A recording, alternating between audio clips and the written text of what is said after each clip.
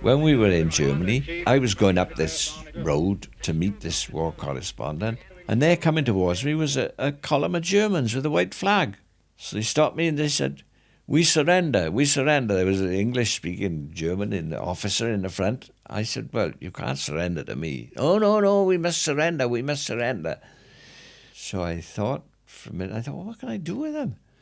And I passed a Salvation Army tea wagon down the road because I stopped and had a cup of tea with them because they were marvellous. They were all over the place as well. Salvation Army, men they were driving them.